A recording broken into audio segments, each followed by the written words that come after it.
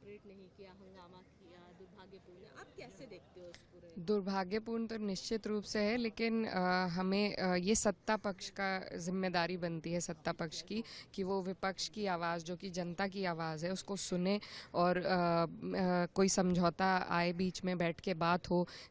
लगातार विपक्ष एसआईआर का मुद्दा पहले दिन से उठाता रहा है, लेकिन एक भी दिन सरकार की तरफ से कोई आश्वासन नहीं मिला, कोई समझौते की बात नहीं हुई, डिस्कशन की कोई बात नहीं हुई।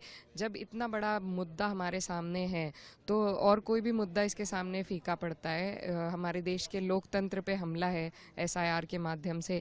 एक प्रेस कॉन्फ्रेंस हुई एलओपी के द्वारा, जिसका जवाब इलेक्शन कमीशन ने दिया, लेकिन किस तरह के वो जवाब थे, कोई भी मुझे राहुल गांधी जी की ये बात बहुत अच्छी लगी कि उन्होंने कहा मैं सिर्फ वोट एडिशन जिस तरीके से हुए हैं ये एक तरीका है, डिलीशन भी होते हैं लेकिन उनका प्रूफ हमारे पास नहीं है।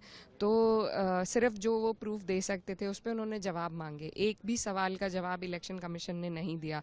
उसके बाद एक ऐसा अमेंडमेंट लाया गया, 130th अमेंडमेंट, जिसके माध्यम से अगर 30 दिन तक किसी भी मुख्यमंत्री को सजा हो तो उन्हें हटाया जा इसमें सकता है। प्राइम मिनिस्टर भी इंक्लूडेड है। बिल्कुल हैं, लेकिन ये भी हमारे देश की कानून व्यवस्था और धरातल की सच्चाई है कि फर्जी मुकदमे भी होते हैं, फर्जी कार्रवाई भी होती है, राइट टू अपील भी मौजूद है, ड्यू प्रोसेस ऑफ लॉ है। आज से पहले भी बड़े नेताओं पर कार्रवाई हुई है, एक ड्यू प्रोसेस के तहत हुई है। तो ये जल्दबाजी किस बात की है कि 30 दिन में ही आप सत्ता से हटाना चाहते हैं किसी को?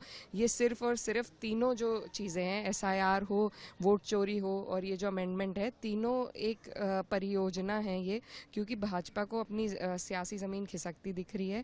इन लोगों को लगता है कि अब इसी तरह के फरमान लाने के माध्यम से ही ये सत्ता पे काबिज हो सकते हैं, तो उसी की परियोजना बैठाई जा रही है।